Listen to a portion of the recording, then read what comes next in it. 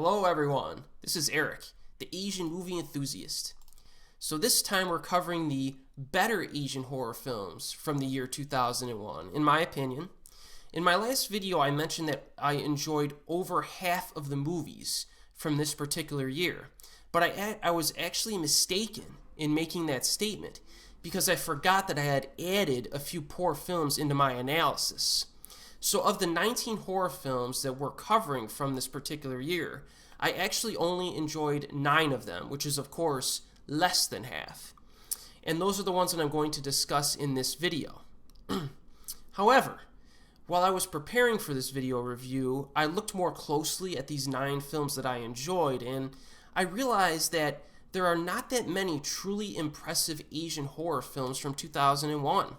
As expected, a handful of these received lukewarm to negative reviews online, so it's difficult for me to really throw my weight behind these, because I anticipate that a good number of people may not like some of them. But I personally found all of these films in this video to be enjoyable enough for reviewing, so I'm technically recommending all of them. So what I'm basically saying is that 2001 was a fairly weak year for Asian horror. And remember, this is smack dab in the middle of the most acclaimed time period in this industry's history, which is about 1998 to 2004. And that actually helps to support my previous claim that I made in a prior video that this particular time period was not, in fact, the best period for Asian horror. So feel free to check out part 1 of my 1998 video in this playlist for some additional color on my opinions on this topic. And we'll circle back and get to it a few more times in this playlist when we cover especially 2003 and 2004, and then the subsequent years. You're going to see that maybe the evidence will align in my favor, in my opinion. But of course it's movies and it's subjective, but I have to make my case on this. So let's get started here. And remember, all of the titles for the movies that I discuss are listed in the description box below.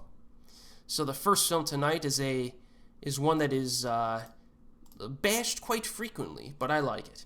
And that is Shadow of the Wraith, a Japanese horror film. Now the interesting thing here is that this film is split into 2 stories.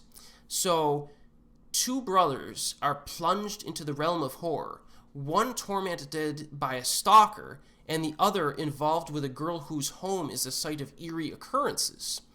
So the first half of this film concerns a young man who is stalked by a girl, played by the stunning Hitomi Miwa, who also appeared in Eiko Eiko Azarak 3 Misa the Dark Angel, Gore from Outer Space, and Crazy Lips, which I forgot to add to my honorable mention in my video that covered the year 2000, so I'll do that here. Be sure to watch Crazy Lips if you like weird, entertaining films. So right away, Shadow of the Wraith makes no sense. Being stalked by Hitomi Miwa is always a good thing, but we'll suspend our disbelief and let that one slide. So our protagonist isn't particularly concerned at first with the stalking scenario. I mean, I don't know which guy would, but his attitude changes when one of his friends dies under dubious circumstances. But what complicates matters here is that Hitomi Miwa's character was talking with our protagonist when his friend died, so her involvement in that death may not be as simple as one might think. So the premise is intriguing. I liked the premise in this film, and the scoring, the camera work, and the lighting are all good here. I think they're all good.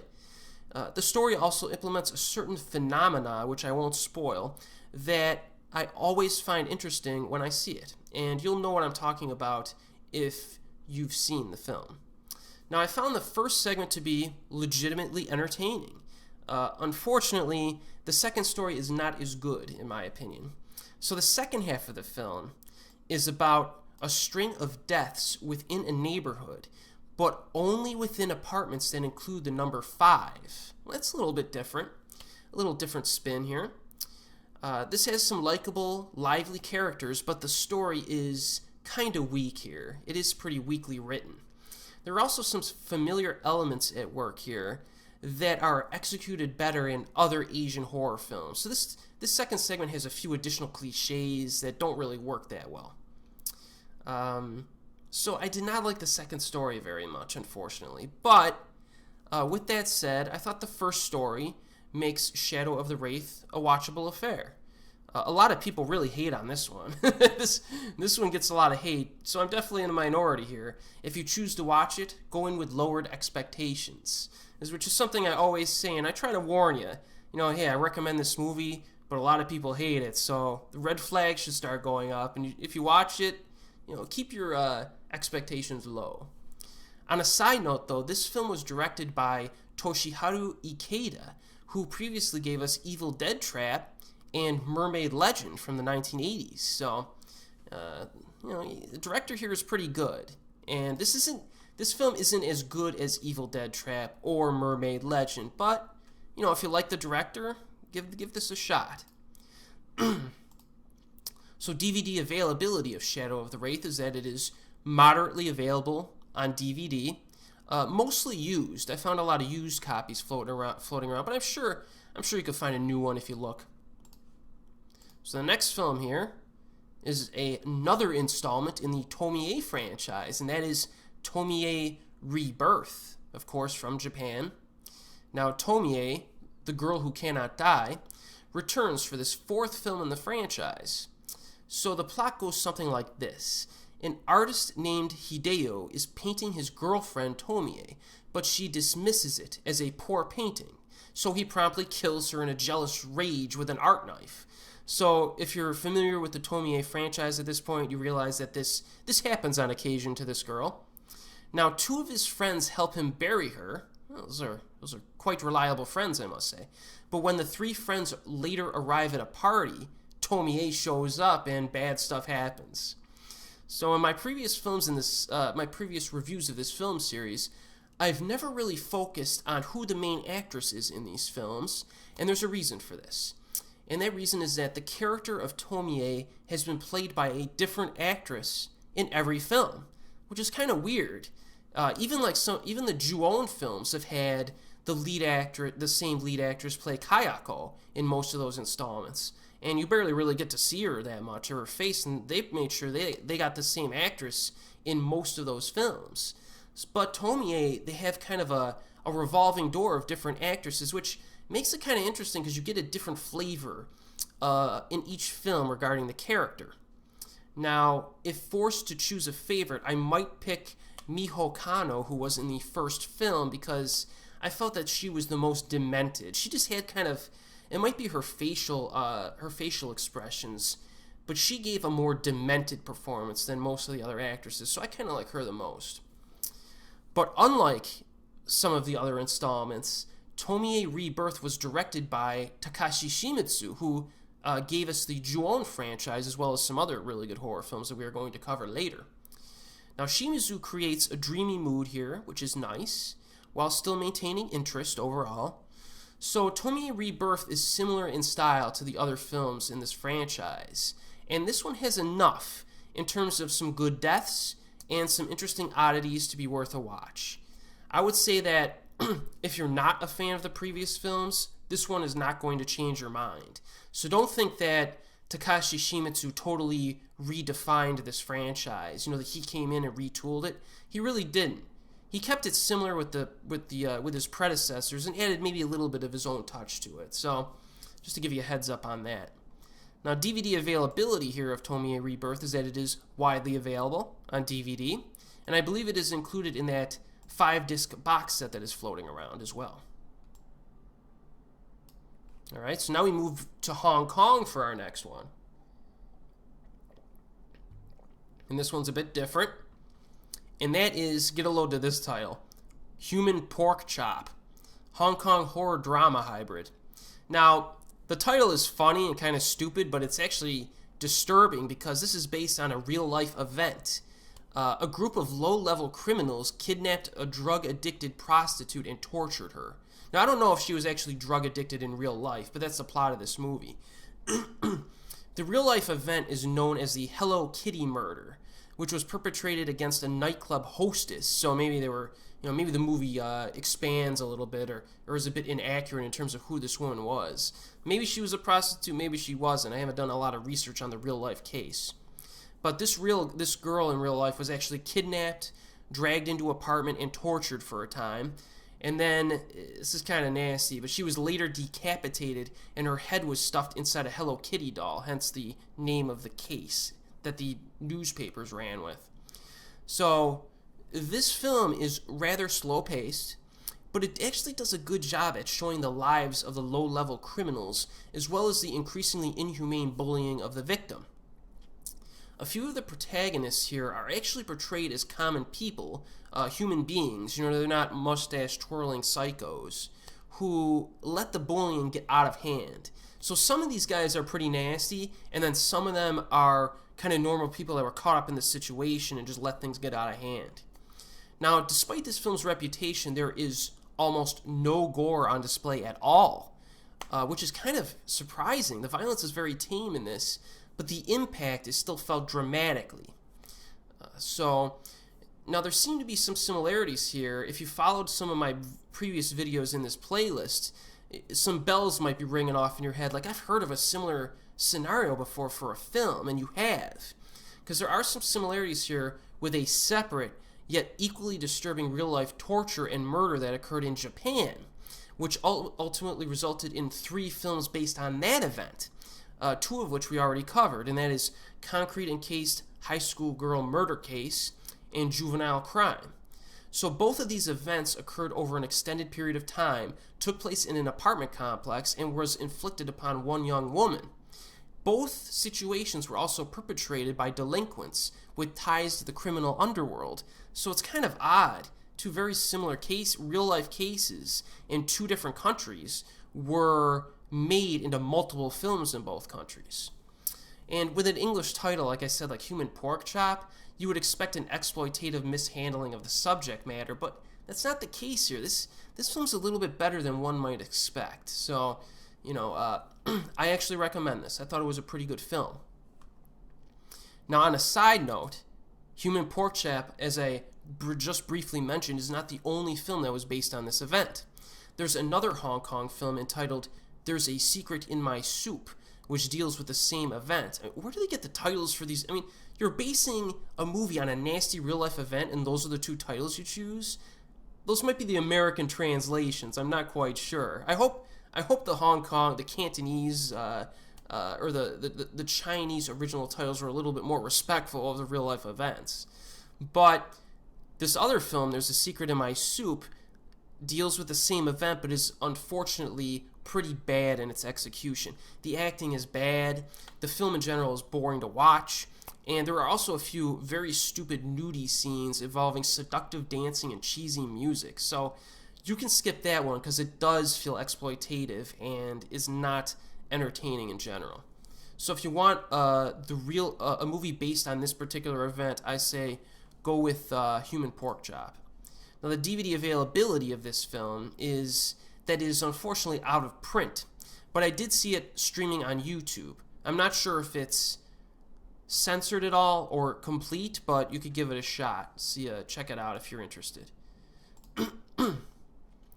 Now, the next film here, going back to more of a traditional, not so disturbing entry, but it's from Thailand this time. So this is Bangkok Haunted, a Thai horror anthology. Now, this anthology includes 3 short horror stories. The first story is called The Legend of the Drum, and it's set in 1917 and involves a physically deformed man's obsession with his non-biological sister.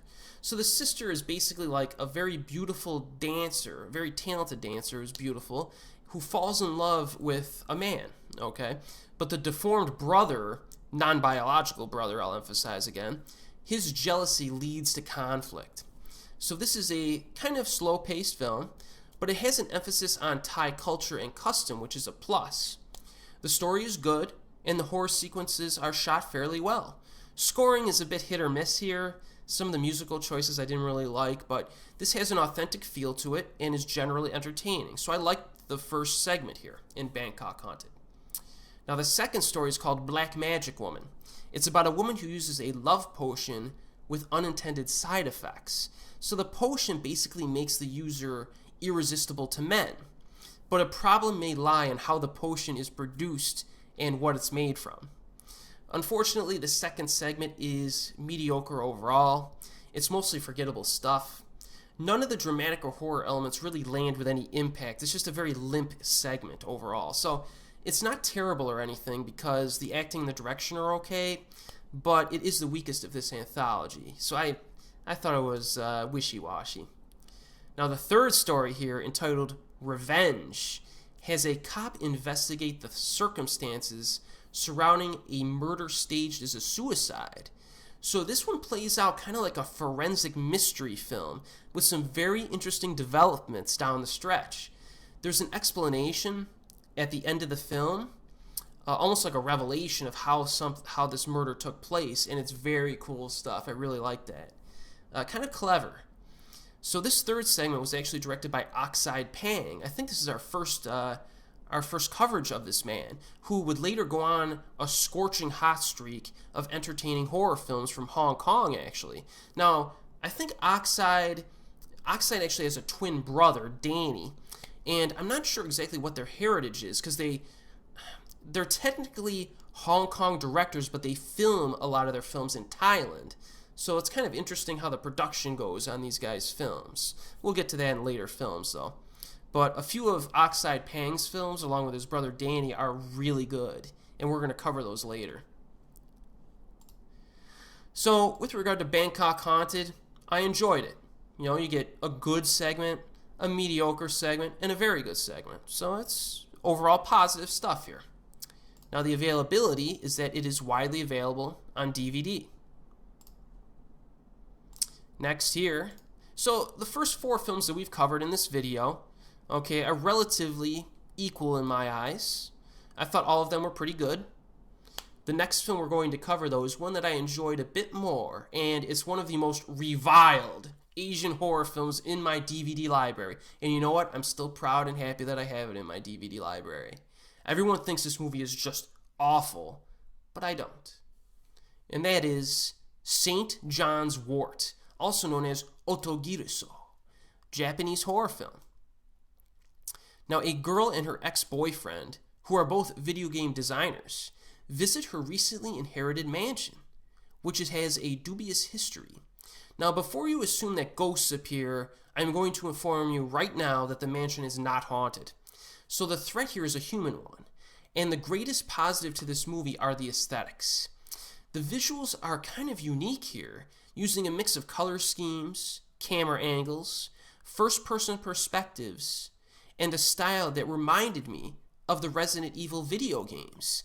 Now, there are no zombies in this, but the style just screams survival horror video game to me, which is appropriate because of the plot and theme of this movie. Now, the music itself is also highly reminiscent of a good quality video game score. Kind of creepy. It's got like a piano type scheme to it. There are also lots of cool macabre paintings that are littered around the mansion. So I really like the mood and atmosphere that St. Johns Wort invokes. Now, the lead actress here is Megumi Okina, who would later appear in the first theatrical Ju-on film, Ju-on the Grudge. And I liked her here. She's good and quite attractive. Now, the story is pretty good. I think the story is actually pretty good here. People might disagree. Up until the lackluster, ill-advised second ending. The final shot here is really cheesy, and they could have ended it in a better way, I think. A lot of people really have a problem with the ending in this, and I can understand why. Now, there are a few other cheesy scenes as well to sit through in this film, and there are certain patches of dodgy acting and dialogue. Online critics also have a problem with the pacing in this. It moves slowly, but for some reason, I found the protagonist's glacial exploration of this mansion to be very absorbing. It's like I said, it felt like I was playing Resident Evil Code Veronica and I was walking around the mansion in that game, just like exploring stuff. I don't know, man. I liked it. And I actually get the urge to watch this film fairly frequently, at least once or twice a year, which is a lot for me because I watch a lot of new movies. But, now you know, again, that I'm in the minority on this one, so if you decide to watch it, go in with low expectations. Try to warn you about these things. Don't always trust me so easily. So the DVD availability of this one is that it's widely available, so you're in luck, or maybe not. Alright, so we have 4 films left here to cover, and I would say that now we have made the transition to my big 4 from this particular year. All of them are good, solid films in my opinion that I think are worth your time. So, some of the previous films I covered, it's like walking through a minefield for you maybe. You might hit some that you don't like, but the next 4, I'm a little bit more confident in that most people will enjoy if they check them out. And the first one is from Indonesia. Getting a nice variety of countries in this video, aren't we? I think in our best films from 2000, I think almost all of them were from Japan. So, get more of a variety here in country of origin. So this Indonesian horror film is called Jalan Kong. 4 college students spend time looking into supernatural phenomena. They start investigating urban legends in Jakarta, but become unsatisfied with their findings, so they head for a more challenging phenomenon situated in Angger Batu village, where a boy was murdered in the 1930s after being wrongly accused of spreading disease. And this resulted in a curse which subsequently plagued the village. Now, one of our protagonists here brings a Jelangkung to call spirits, which may not be the wisest of actions. I tried to look up what a Jelangkung is. It's almost like kind of a... Some people have referenced a Ouija board, but I don't think it's like a Ouija board. It's kind of different. So I don't know how I can describe it. So you can watch the film and see for yourself. Now, most of the horror sequences here are backloaded towards later in the film, but they are quite good and completely avoid jump scares, which is always a positive for me. The ghosts are creepy and a bit unique. From what I've seen, the ghosts from Indonesian horror films do tend to have a different character design than Japanese ghosts, which gives them kind of more of a demonic feel. I really like the bright white eyeballs that I frequently see in Indonesian horror films. It's a little different and demonic. There's a huge decrepit building that's showcased near the midpoint that is very atmospheric, and I really enjoyed that sequence. There's a lot of moody lighting used by the filmmakers there. The ending could have been a little bit better in my opinion. This film didn't really stick the ending, but I think this is worth seeking out. This is a good film. Now, this was co-directed by a man by the name of Rizal Mantovani, who would later give us some cool horror films like Kuntilanak, which we will cover later in this playlist when we reach 2006. Now, Jalan Kong, I have in my notes here, I viewed it without subtitles, so I'm not even sure if there's a subtitle version floating around, and a DVD is very difficult to find, but it is available on YouTube without subs. But you know how it is with Asian horror and subtitles. Sometimes you don't need them. So feel free to check it out if it interests you. Alright, the next one here. This is another one with a stupid title, but this one's legit. This one's a good flick. And that is Horror Hotline, Big Head Monster.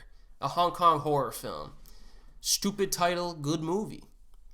A reporter, played by Josie Ho, and a radio producer, played by Francis Ng, investigate the strange occurrences surrounding a deformed baby. Now, a few scenes are shot in first-person perspective, a la documentary style, but most of the movie is conventional. The story engages early on and maintains a constant gloominess and seriousness for the entire running time, unlike some of the other Hong Kong horror films we've covered recently that chuck in lame humor. An example would be the worst installments of the Troublesome Night film series. So this one plays things more straight and serious. Now, there are a handful of memorable moments in this film. There's a cameraman scene that's pretty disturbing. There's a birth reenactment scene that's pretty disturbing. And these moments are creepy. This one scared me a little bit. Now, the lead actors here are very impressive. So we have Josie Ho, who is most popular in the West for her lead role in the popular Hong Kong horror film Dream Home from 2010. But she's also been in some good non-horror stuff over the past 15 or so years. And a fun fact, Josie Ho's father is a big-time casino magnate in Macau, whose net worth is reported to be over $2 billion, and that's billion with a B. I mean, that's, man, that's some serious cash. Now, Francis Ng, as I said, plays the male lead, and I'm always happy to see this guy in any movie. Really, I'm a big-time fan of this guy. It's no understatement that I really like him and everything. Now, the theatrical finale of Horror Hotline is so similar to the Blair Witch Project that it can probably be considered a ripoff. But the alternate ending on the DVD has a really neat possession scene that freaked me out, man. So I would say, feel free to, if you get the DVD, watch the theatrical ending, and if you don't like the ending, or even if you do like it, fire up the special feature, which is the alternate ending. It's superior. It's real creepy stuff, man. This film doesn't mess around. It's a good one. Now, this is moderately available on DVD, mostly used, again, kind of like Shadow of the Wraith, but I'm sure you could find a new one if you look hard enough. Alright, so we're down to, the last two here. Alright. So the next film here is called Love Ghost, also known as Lovesick Dead, a Japanese horror romance hybrid. I actually prefer the title Lovesick Dead. It's kind of cooler. But I think it's mostly known as Love Ghost if you're trying to find the DVD. So a girl returns to her hometown, but something is amiss when her high school classmates commit suicide near a local shrine. So basically this girl comes back with her mother and becomes reacquainted with some of her childhood friends. Now the shrine is used by the students to predict their romantic futures, but a mysterious man in black is said to appear at times, and that is not a good thing if he shows up. So Lovesick Dead represents high-quality filmmaking with a tight, well-written script and some strong storytelling. This is a well-written film. The horror sequences are connected with a fortune-telling ritual and are actually more beautiful than frightening. No Onryo ghosts here to speak of, by the way, which is consistent with the romanticized mood of the film in general. Now, I would say that this movie feels almost like a Japanese version of Whispering Corridors, and that's a compliment. So if you like the Whispering Corridors films, I say check this one out. It has, obviously it's different, but it has a flavor to it. Now, the final 20 minutes of this film are particularly impressive and will reward viewers who have been paying close attention. There are some little details and nuances present throughout this film. You got to kind of pay attention a little bit, and it kind of rewards you as it goes along. So this is a solid film that I definitely recommend. Now, the DVD availability of this one is that it is widely available on DVD. Alright, so we're at the best Asian horror film of 2001, which is an easy choice for me here. It's an all-time favorite of mine. And that is, of course, Pulse, also known as Kairo, from Japan. Now, the city of Tokyo experiences an escalating number of suicides in this film by our good friend Kiyoshi Kurosawa. The philosophical premise of this picture is basically this. It's almost like a picture of nihilism that's expressed through loneliness. So the superficial connections that one sustains with other people are conveyed as brittle, meaningless trivialities that shatter when confronted with the relentless isolation that exists on a much deeper level. So the victims here are basically consumed with a sense of eternal loneliness, many times caused by seeing spirits, and therefore take their own lives in a variety of creepy ways, both natural and unnatural. So right off the bat, we can understand one reason why this film is so outstanding. The ghosts never actually attack anyone. They simply communicate in very creepy ways, mind you. Both that death is a gateway to eternal loneliness. And then when people realize this, they kill themselves. So it's a very poetic way to make a horror film, and it succeeds in doing so. So there are no cheap jump scares at all in this picture. I don't even know if you would count any of the scares as being a jump scare. I don't even know if there's any in this, and that's good, because there's a lot of horror in this bad boy. This is packed with horror elements. It relies on disturbing, long-sustaining images, highlighted by kind of awkward ghost movements, kind of like Ringu a little bit. The atmosphere is hypnotic, the mood is severely depressing, and both of these aspects continually build on one another throughout the film, and it builds towards a crescendo of a finale. The sound design, use of silence, framing of shots, and use of light and shadow are all excellent in this. It's really well filmed. But before going into this, okay, you should understand that the pacing in this is glacial, and it is a fairly artsy experience. But that's just another reason why I love this director so much. The content in Kiyoshi Kurosawa's films are not typically unified by plot or story like a conventional film does, but instead by motifs, feelings, and imagery. And he takes like a simple concept like loneliness, for example, and he creates like a constellation of phenomena that reference back to the underlying theme of the film, and it's just peppered. They're peppered throughout the entire film. It's really interesting to see. When I first saw Pulse over 10 years ago, it changed my entire perception of horror films. I had never seen anything like this before. So it's almost like the perfect gateway drug to a lot of non-mainstream types of films, both horror and otherwise. I mean, this film opened up my interest in classic film as well, just because when you watch a glacially paced art house horror film and you love it, I mean, you could basically watch anything, you know what I mean? So this movie was really a really special experience for me, and it's one of my favorites. So availability is that it is still widely available on DVD, so that's good. Hopefully that stays that way. So that does it for tonight. And be sure to join me in my next video when we will dig into the year 2002. So as always, we'll see you next time.